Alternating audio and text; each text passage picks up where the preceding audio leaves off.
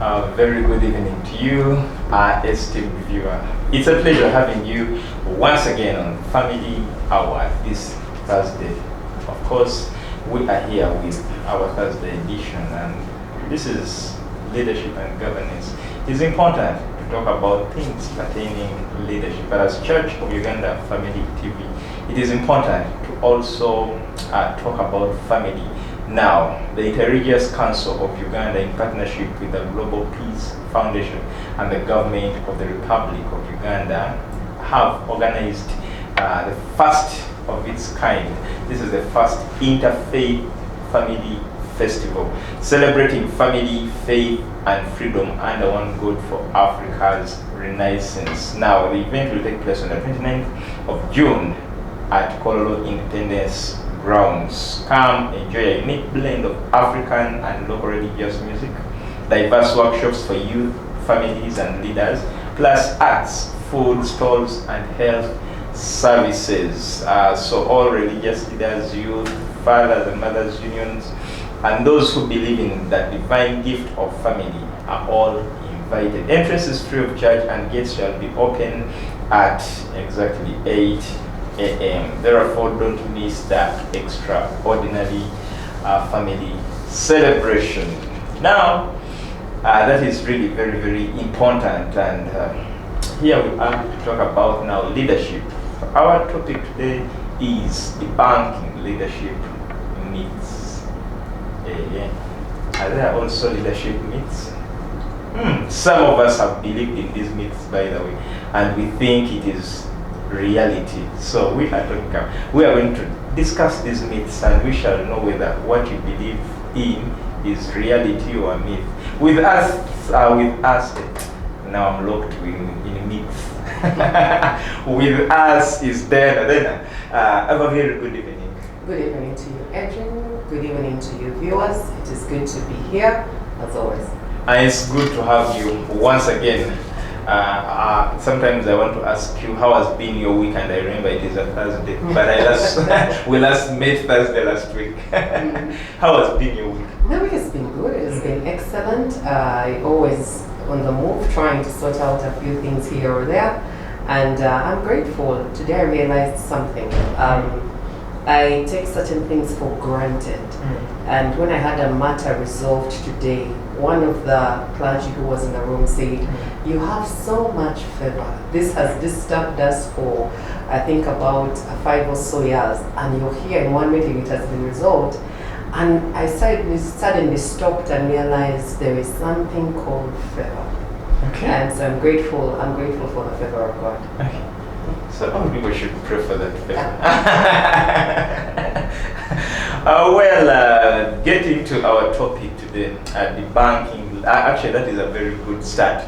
That testimony is a very good start. Debunking leadership myths. To start with, what are some of the common leadership myths that need to be really debunked? And why should they even be? Why should they be debunked? The idea that leadership is only for a certain caliber of people is why you need to debunk these leadership myths. When I was in high school, even before I got to high school, but when I was particularly in high school, I was in a school where it was for very brilliant people.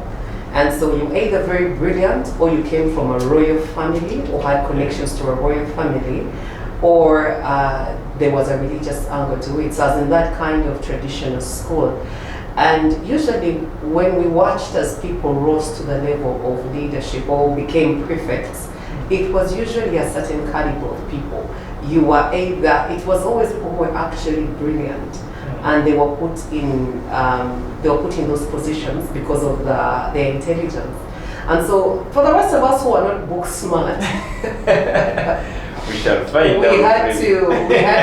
We never thought that would rise to the point of leadership. And yet the gift in itself, I know that some people say leadership is a skill, but I also believe it's a gift that comes from God. And some people have it more expressed than others, but everybody in and of themselves can lead if they give themselves a chance. So there are many myths about leadership, and I think some of them I have believed. and many people have believed. I never thought, and you've heard me say this a couple of times, I never thought I would rise to the place of leadership because I did not see myself or mold myself to be that kind of leader. There's that one of the first myths is something I had from Miles Monroe, the late. He was a preacher, very well-known preacher and writer on leadership. And he said that each and everything can lead in its place at its capacity. So he gives an example and he says, without spark plugs, can a car move? Without the battery, can the car move? Without fuel, can the car move? Without, I'm looking for the tiniest thing in the car, without the radiator, nowadays I've had to discover what a radiator is. It's like it's giving me trouble. And the mechanic said, drive to the fuel station. Ask them to add the radiator water. I got there and said, the what? So I've since discovered what a radiator is. But there are different parts of a car, and each of them is important for the car to function. And so without the spark plugs and there's a battery, and the car doesn't move, it doesn't mean that the spark plugs are the leader or that the battery is the leader. But each of them functioning in their different space and giving the best of themselves becomes a leader. And so one of the leadership myths you'll always find is that leadership is for a certain type of people. You'll find that certain personality types are more predisposition to leadership. But it doesn't mean because you are not a choleric that you cannot lead. Because you'll see that with being choleric, you become a natural leader. There are things that come easy to you. Vision comes easy to you. That's a key factor of what makes you a leader. Organization comes easy to you, so that's what makes you a leader. But your character trait is not enough to make you a good leader. And so how you debunk this myth is that everybody can lead given a certain dynamic and a certain place. When a man goes on to get married and have a family, he's going to lead that family. It's not that no one else is going to lead that family for him. And so the idea that as you go up in leadership, you can be a leader of a family, you can be a leader of an organization, you can be a leader. Everybody can be a leader. The question is, are you willing to harness that skill, receive that gift, sharpen it enough for you to become the best of the best? The second myth is that leaders do not make mistakes. Leaders do not make mistakes. Everybody assumes that leader is not human. And if also by natural disposition you're very tough, you gain a track record where people think that you do not make mistakes. And so it's difficult for leaders when they make mistakes. I'm sure you've seen people come out and say, for example, a particular artist has had an affair and he's now coming out to talk about it. Sometimes the wives stay, sometimes the wives divorce them. Or I think Jimmy Swaggart, who is very well known in the 1980s, one of the leaders in the church, who had an affair with somebody, and when it broke out, the church was breaking away. So because of that level of platform you get as a leader, people don't expect certain mistakes from you. I think I've gone too far. We have home examples. Very far. But in working with leadership and in being a leader, I have understood that you are more human than anybody else. Because when you rise in that level of leadership, you try to shield your weaknesses from the public and people around you. And you sometimes put guards around you where you are less accountable to certain people. And that's the beginning of your downfall. The time that Jimmy Swaggart came out to speak about his error, not error, but his mistake, he says that the reason he fails is because people around him did not think he could be corrected. But also you have to acknowledge he did not give them the opportunity to feel that he could be corrected. And so that's the error that people make, that leaders don't make mistakes.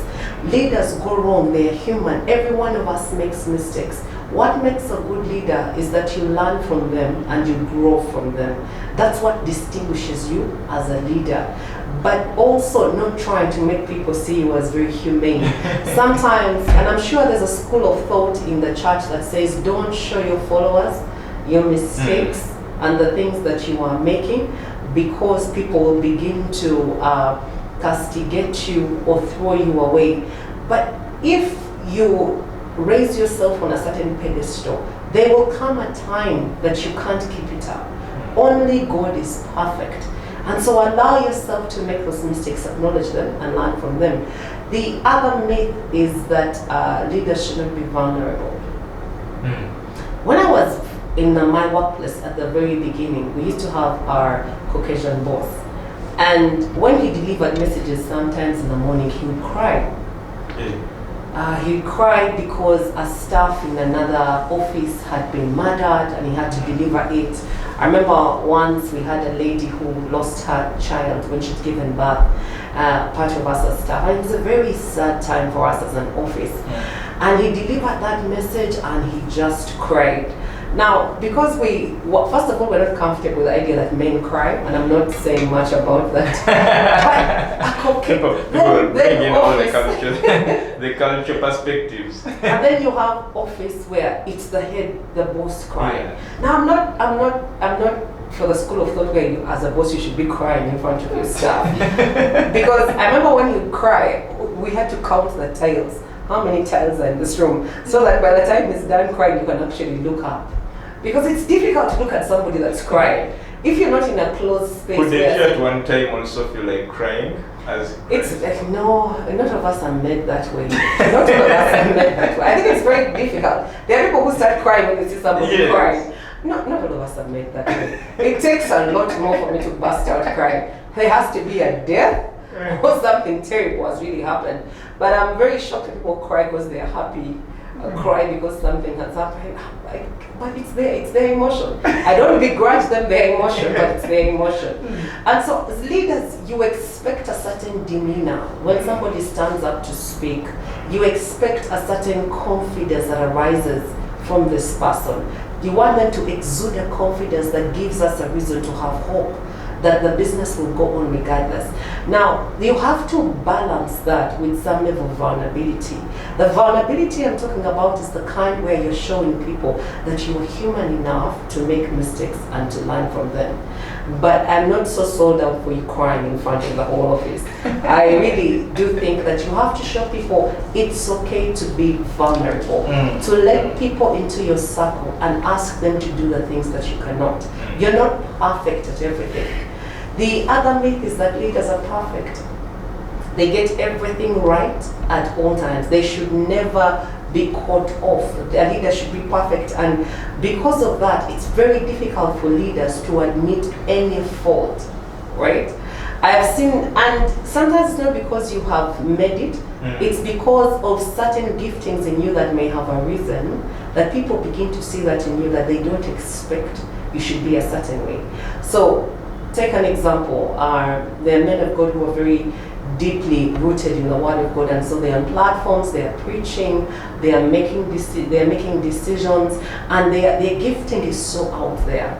And so they can't have a conversation with somebody where they're just joking, because nobody thinks they're joking. I can sometimes send a message to a team member and ask how somebody is, and then I make a comment about what I've noticed. And then I follow it up with a qualification saying maybe this is happening to the person. And my team usually replies and says, Diana, we don't trust what you're saying. You actually think that is what is happening. And you realize that because you walk in certain giftings, people expect that you are a certain way. So the level of perfection that's expected from a leader is actually extreme. But leaders are not perfect. They're human. They're as human as you are. And so it's very difficult. And then the other myth is that only good leaders should be outgoing.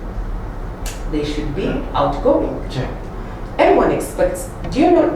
I noticed that especially in my Bible study, when I was doing Bible study, because I answered a lot of questions, your name is always volunteered to be the next leader. Because you're the one who's very vocal in the group.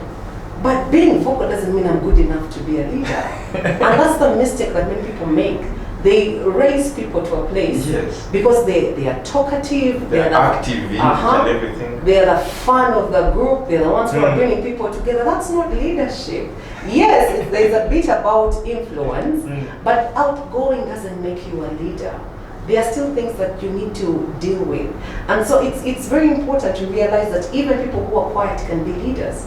Because it takes someone who is able to listen, to give feedback, to understand, to study a situation. Now, someone who's an introvert would most times take time to listen, to look at situations, to analyze, while the rest of us who are outgoing and may not be very analytical about situations. And so being an outgoing person doesn't make you a leader. Yeah. And I think the other is leadership is equivalent to management. Everybody thinks that because you can manage a certain situation, you're automatically a leader.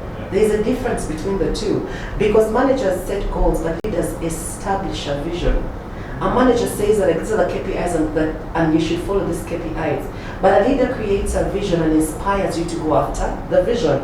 Managers maintain a status quo while leaders bring about change. A manager says this is working for us. Everything that we are doing is giving us a turnaround that we expect and that we love. A leader is always pushing the boundaries to say they can do more. We can morph into something else. We can become better than where we are. Managers work on goals for the short term. Leaders focus on the bigger picture. When leaders say that there is more that we can achieve, there is life beyond me. A leader is always looking to build the generation after them. A manager is looking to make sure that they keep their position and nobody comes after them.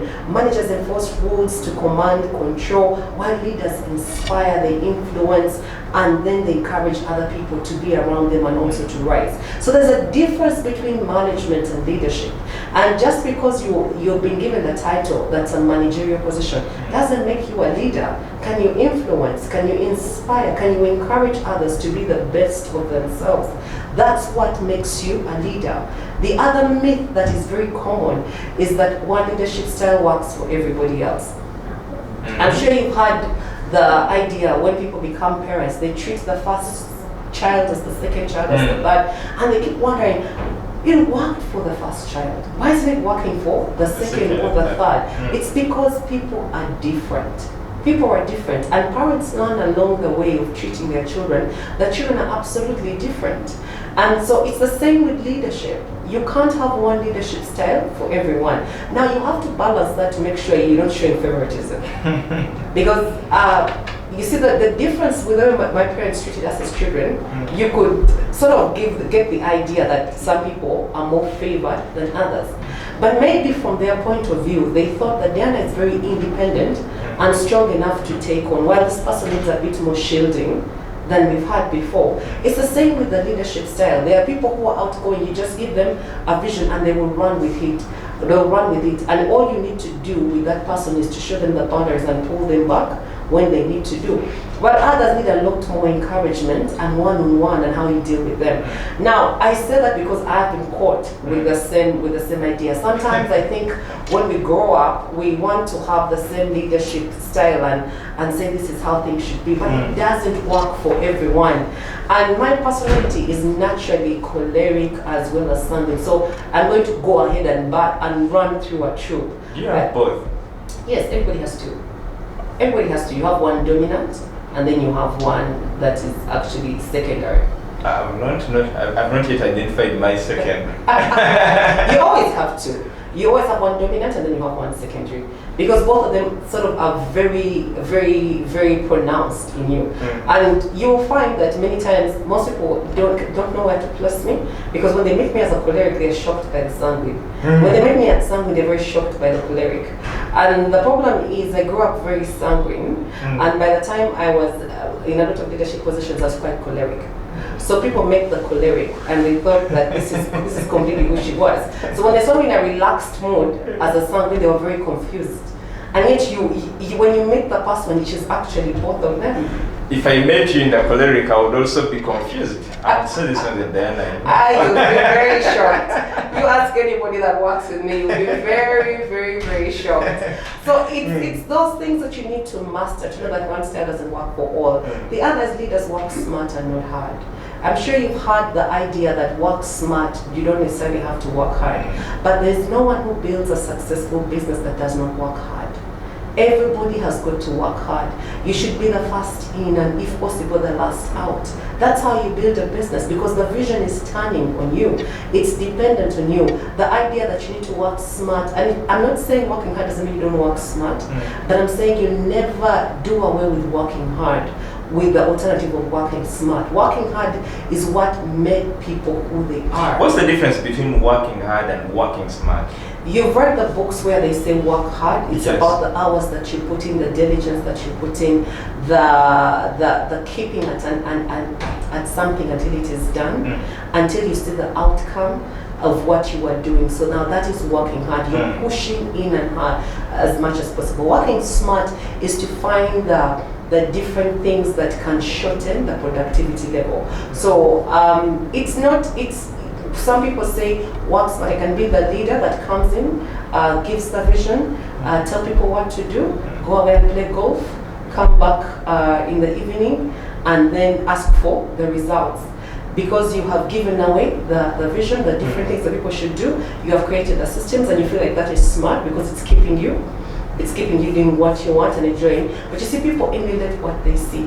Eventually, when people feel that their backs are broken, they're going to also themselves shrink back. And so it's not, you don't sacrifice working hard at the altar of working smart. You need both of them. You need to be both smart as well as work hard. You have to be diligent at all that you do. Let people follow you and follow your diligence. That's what will make you a good leader. It's not the things that you expect. The other is entrepreneurs and natural born leaders. People think because you start a business, you're a natural born leader. Someone can come up with the idea of having a salon business in a place where there's no salon business. They'll be called an entrepreneur. Someone can come up with the idea of selling gift cards or making cards for functions. Someone can come up with the idea of repairing bags of shoes. Someone can come up with a different idea, maybe of making bread. Now, just because you came up with the idea, it doesn't mean that you can organize, it doesn't mean that you can operate and scale down the resources that can work. Sometimes you just need a CEO who's smart at it, who you can hire and bring into the business. It doesn't make you a leader because you came up with the idea. Not at all. What makes you a leader is the ability to influence, to inspire, and to bring a team of people around you. An idea doesn't make you a leader. It doesn't make you a leader necessarily of the business. You know what I'm saying? Yeah. Just because I come with the idea of making bread, I know how to make the bread. I can do all those different things. I still need a salesperson. I still need a graphics person. I need somebody who can do all these different aspects to allow me to be the best that I can be. But I think eventually those are the myths that you have when you talk about leadership. And actually, one thing I'm realizing is that at some point, most of us are victims of these myths. Yes. We have a lot of expectations. When you look at our leaders, you think a leader is all-knowing. Yes. A leader is a solution giver. I mean, a leader. But since you've said these are myths, what are some of the consequences of perpetuating these myths in organizations? Some businesses close immediately. Think of the entrepreneur. Because you think you came up with the idea, you think that you're the one who's going to be the CEO. And so nobody can answer or do something. You may hire the accounts person, the sales person, and those different people, and you're telling them what to do. Now they're experts in their own field. If you do the top-down leadership where you tell them what to do, as opposed to listening to the experts and bringing them onto the table to understand them, and you think that because I'm an entrepreneur, I'm naturally the leader, it's my business, it's my decision, I call the shots. Eventually the business will close because nobody can work with you. It takes a team to build an institution. It takes a team to make you an exceptional leader. You actually are the leader because your team is exceptional. Because who would you be leading if there were no people? Who are you inspiring? Who are you influencing? Who are you lifting up to the next point? And so the first thing that you can have is you can lose the business as fast as possible if you don't demystify these myths. The second thing that actually, getting to the second one, let's take a short commercial break. When we return, we are going to begin with that second one because it's very serious.